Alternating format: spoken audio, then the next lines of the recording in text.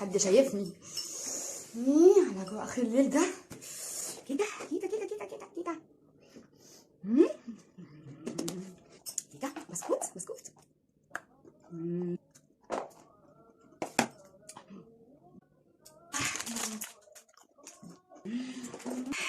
طبعا كلنا بيجي علينا اليوم او كل يوم تقريبا في الشتاء بنبقى بيجيلنا كده جوه اخر الليل، طبعا كلنا عارفينه، وعايزين نعمل حاجه سهله وسريعه بس برضو تشبعنا في نفس الوقت، ونعمل حاجه لينا لوحدنا بس محدش يشاركنا فيها، يعني حاجه كده على قدنا بس.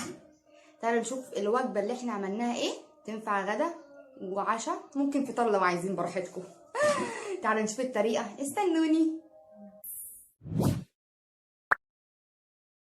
كوكينا أكلتك علينا. تعالوا بقى نشوف عملنا الطاجن بتاع جوه اخر الليل ده ازاي، الامور العسول الكيوت ده. بس قبل ما نبدأ في الطريقة كالعادة يلا نعمل ايه، يلا نصلي على النبي عليه افضل الصلاة والسلام. بصوا اول حاجة هنا بقى انا جبت طاسة وحطيتها على النار، وجبت معلقة كبيرة زبدة و2 معلقة كبيرة من الزيت، تمام. وبعد كده بقى اول ما سخن جامد جدا حطيت معلقة ونص كبيرة من الدقيق. خلاص هفضل بقى اقلب فيهم كده بسرعة عشان ما يكلكعش مني لحد لما يبقى لونه ذهبي. خلاص بصوا بقى، معلش هو يعني غمق مني شوية عشان بس السخان الكهرباء كان عالي شوية، انتوا بقى فتحوه شوية عشان ما يبقاش طعمه متغير. جبت هنا بقى كوباية من اللبن، هي باردة عادية، وفضلت بقى احطها بالتدريج، وفضلت برضو اقلب، ما سبتش ايدي خالص علشان ما يكلكعش معايا لحد لما بصوا خلاص كده اهو.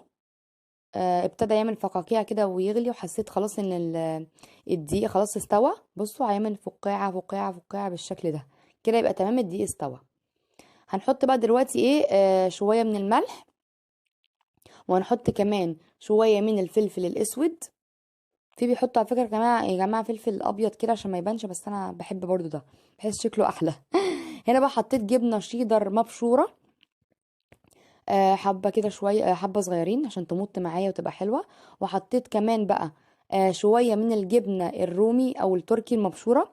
طبعا في المرحلة دي ممكن ما تحطهاش خالص، يعني ممكن ما تحطش اي حاجة، وممكن تحطوا جبنة مثلثات او موتزاريلا، بس انا بحب الافضل يعني احط الميكس الجبن ده على بعض عشان يعمل مطة ويبقى ليه طعم. الموتزاريلا ساعات مش بيبقى ليها طعم قوي. وقلبتهم كده لحد لما ساحوا. وجبت بقى كوبايه مكرونه مسلوقه وسلقتها، يعني عيرت كده كوبايه بتاعت شاي وسلقتها عشان طبعا انا هاكلها لوحدي ماليش دعوه بحد. عايزين بقى تضاعفوا كميه الحاجات دي كلها، ضعفوها عشان تعملوا 2 طاجن.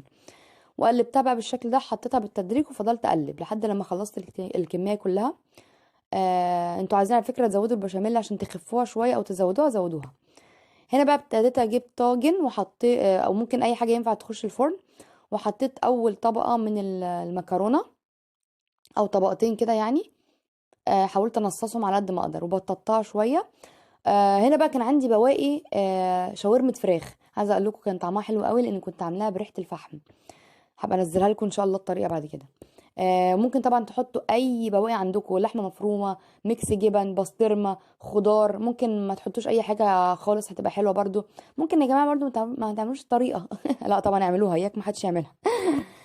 حطيت بقى الفراخ، وحطيت طبقة يعني رشة بس من الشيدر. وهحط بقى باقي الكمية بتاعت المكرونة وهو بالشكل ده. هحط بقى تاني رشة من الشيدر المبشورة، وهحط برضو رشة من الايه، من التركي. وبعد كده بقى هدخلها الفرن، هتاخد بس كده لون من تحت. لا يعني قصدي هنشفها من تحت، وهشغل الفرن من تحت، وبعد كده هشغل الشوايه لحد لما تاخد لون بالشكل ده. وما حطيتش على فكره بيض ولا اي حاجه، وخدت لون جميل وزي الفل. بص شكلها من جوه طعمها حلو جدا. دي يا جماعه اللي هتنفع معانا بتاع جوع اخر الليل، احنا مش بتوع جبنه والكلام الفارغ ده. مش هتشبعنا يا جماعه، مش هتملي بطننا في الشتاء بالذات. يا رب كده ايه تكون الطريقه عجبتكم. السلام عليكم، معاكم ايمان مجدي من قناه كوكينا. لو عشان بقى المكرونه النهارده جايبه لكم كل اسرار مكرونه الافراح من الشيف نفسه. تعالوا بقى نشوف الطريقه، استنوني. كوكينا أكلتك علينا. طبعا اللي يشوف المكرونه دي يفكرها مكرونه محمره زي اللي بنعملها، لكن لا لا لا ابدا. طعمها تحفه جدا يا جماعه بجد. تعالوا نشوف بقى الطريقة على طول. بس قبل ما نبدأ في الطريقة كالعادة تعالوا نصلي على النبي عليه أفضل الصلاة والسلام. يلا بينا. بصوا بقى، أول حاجة هنا أنا حطيت شوية زيت. ممكن تحطوا زبدة أو سمنة فلاحي، طبعا هتبقى حلوة جدا. انا اقول لكم الحاجات اللي انا حطيتها من عندي، لازم التاتش بتاعي طبعا والشيف بتاع الافراح عملها ازاي. بصوا انا اول حاجه هعمل كميه صغيره، عملت بس كوبايه من المكرونه عشان بس التصوير، تمام. بصوا بقى، هو اول حاجه حط كميه، مش الكميه كلها يعني، ايا كان الكميه اللي هتحطوها تحطوا نص الكميه بس، تمام. طبعا الزيت لازم يبقى سخن جدا، طبعا عاملاه في السخان الكهرباء، فعايز اقول لكم خد لون بسرعه قوي. بصوا حتى شايفين ازاي. بصوا بقى، احنا هنديها لون بسيط بس مش عايزين نحمرها طبعا، عشان هقول لكم ليه. بصوا هوريكم يعني اخدت لون بسيط ازاي اهو. هو ده بس اللون اللي انا عايزاه، يا دوبك اخدت لون ذهبي. تعالوا نشوف بقى هنعمل ايه تاني. بصوا انا هحط بقى دلوقتي المكرونه الشعريه، مش هنحط النص التاني من المكرونه، هنحط الشعريه. وعشان طبعا انتوا عارفين الشعريه يعني ايه، ما بتاخدش ايه برضو ايه تحمير كتير زي المكرونه الصغيره. برضو هنعملها تحميرة يعني يبقى بس دهبي برضو. دلوقتي بقى نحط النص التاني من المكرونة. الشيف بقى قال ايه؟ ليه التست ده؟ علشان بيخليها طعمها احلى، يعني بتدي طعم احلى واحلى التست ده، عشان تبقى بصوا حباية وحباية بالشكل ده. اعتقد هي واضحة اهي، هتلاقوا حباية غامقة وحباية فاتحة. عايزين برضو تفتحوها اكتر من كده عادي، بس على فكرة كده بتبقى طعمها حلو برضو اهو، واضحة اهي. تعالوا بقى نشوف سر الخلطة السرية اللي هما بيعملوها. بصوا بقى اللي هتقلب الدنيا. بصوا بقى، انا حطيت ورق لورا وحبهان، هما ما حطوهاش، انا كنت عايزه اصلا احطها يعني اشوحها في الزيت الاول بس نسيت. بس انا دي حطها من عندي، لازم التاتش بقى. بصوا بقى، هو حطوا فلفل الوان بس انا حطيت فلفل اخضر عشان ما كانش عندي الوان. وحطوا ملح وفلفل وكمون وكزبره، وما حطوش توم مفروم، هما قطعوا يعني قطعوا توم يعني فريش يبقى احلى، التوم قصدي المقطع قطع صغيره، بس انا نسيته فرمته يعني. وانا احط مرقه خضار. بس هم هيحطوا شوربه، بس عشان انا مش هحط شوربه حطيت مرقه خضار. انا برضو بقول لكم على التاتش بتاعي وهم عملوا ايه وانا ما عملتش ايه، الحاجات اللي ضفتها وهم مش بيعملوا إيه، عشان برضو اقول لكم ايه بالحق عملوا ازاي. دلوقتي بقى نحط معلقه كبيره صلصه طماطم. هما برضو عملوا ايه بقى، هما يعني سبكوا طماطم مع صلصه، انا حطيت صلصه بس. لازم برضو اقول لكم بالامانه عشان عايزين تعملوا زيي او زيهم. عايز اقول لكم بقى الريحه دلوقتي اول ما حطيت بالذات البهارات قلبت الدنيا. بصوا بقى ريحه وطعم وجمال.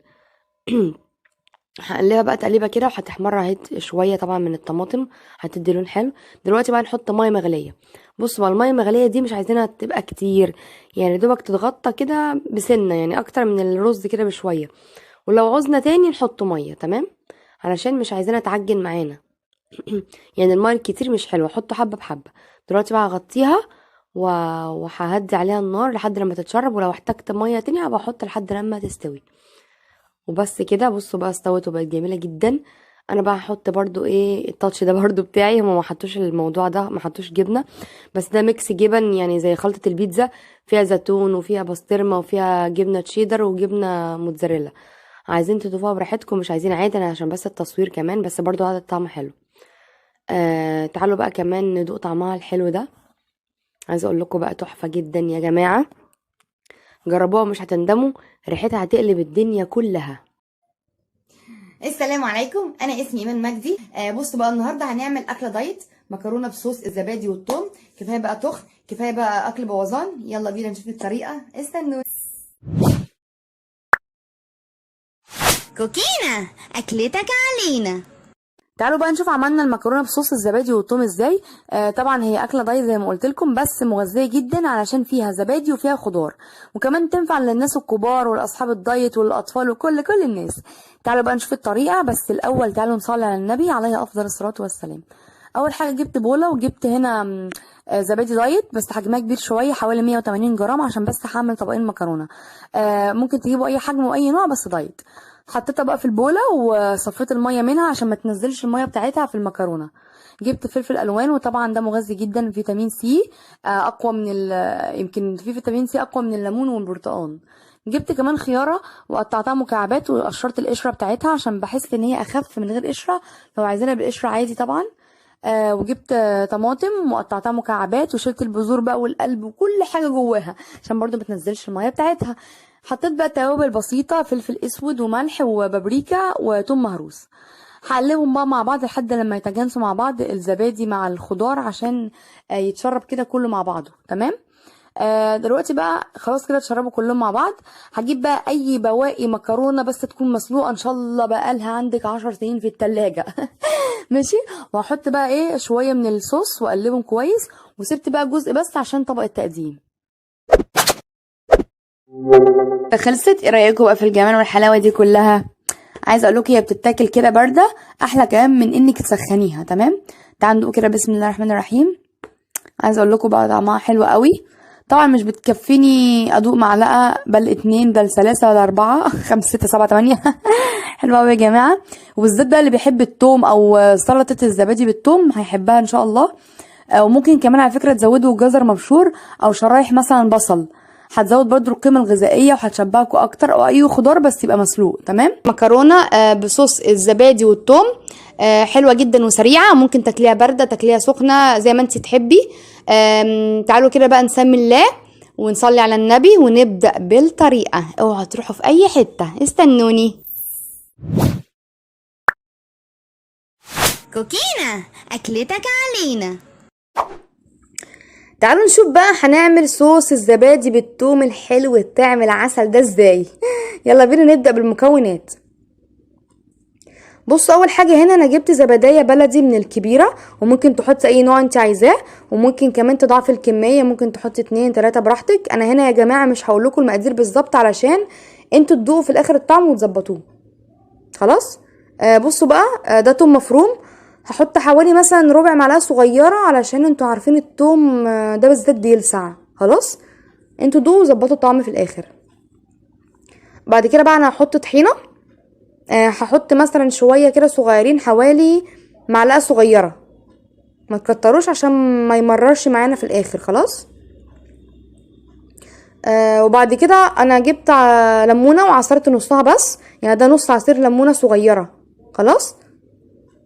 ما تحطوش كتير عشان ما يبقاش مز. وهنا بقى احط شويه ملح، حوالي مثلا ربع معلقه صغيره. خلاص. وهنا بقى هجيب شويه زيت كده احطهم، بس الافضل يا جماعه يكون زيت نضيف علشان ما نبوظش الطعم في الاخر. كل ما الزيت نضيف يبقى افضل، يعني زيت ذره او زيتون او عباد مثلا. هنقلبهم بقى بالشكل ده لحد ما يتجانسوا. تعالوا بقى نشوف هنقدمه في طبق التقديم ازاي. بصوا بقى كده، انا جبت طاسه وسخنت شويه زبده على زيت، والافضل تحطوا شويه زبده مع الزيت عشان بتبقى طعمها احلى، بس لو مش متوفر عندكم حطوا اي ماده دهنيه عادي. وهنا بقى ايه، جبت واحده بس من مكعب مرقه دجاج وفرفته او كسرته بالشكل ده عشان يدوب معايا اسرع. ولو عندكم كمان برضو المرقه الفوريه اللي شبه البودره حطوها برضو هتبقى حلوه. هبتدي بقى كده اشوح فيها او اقلبها لحد لما احس انها ابتدت تدوب معايا تماما وريحتها طلعت. خلاص. وبعد كده بقى انا جبت هنا واحده بس من الفلفل الاخضر، والالوان برضو هتبقى حلوه جدا، هتدي شكل وطعم حلو. وقطعتها مكعبات او بالطول، وهبتدي بقى اشوح فيها، بس مش عايزاها تدبل سوري، عشان ما تفقدش القيمه الغذائيه بتاعتها. هنا بقى جبت اي نوع مكرونه وسلقتها بالشكل ده وشطفتها وصفتها. بصوا بقى، انا هحطها هنا مع الصوص ده، يعني مع المرقه ومع الفلفل عشان تتشرب كده من الطعم بتاعها. بس بقى هنا هنهدي النار خالص. ليه بقى؟ عشان يعني ما تتحمرش معانا او تنشف. خلاص. هشوحها بس كده تشويحه بسيطه لحد لما تتشرب من الصوص ده. هنا بقى جبت ايه، جبنه تركي او رومي مبشوره، وممكن تحطي عليها كمان تشيدر. بس هنحط حاجه بسيطه علشان ما تبقاش حادقه معانا، لان المرقه انتوا عارفين بيبقى فيها ملح. خلاص. انا مش هحط ملح اصلا. هشوحها كده بقى تشويحه بسيطه لحد لما احس انها ابتدت تدوب معايا تماما. خلاص. بصوا بقى كده، انا خلاص كده تمام دابت معايا. هحطها كده بقى في طبق عشان هقول لكم هنعمل ايه. تعالوا بقى نشوف هنحط الصوص على المكرونه ازاي عشان نحس بطعمه، يعني على قد ما نقدر، عشان هو بجد طعمه تحفه جدا. خلاص.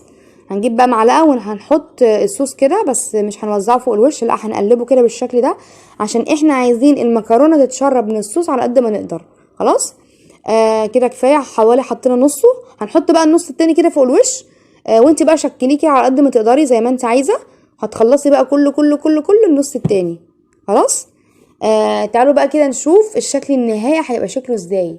ماشي، استنوني، اوعوا تروحوا في اي حته، انا راجعه بسرعه.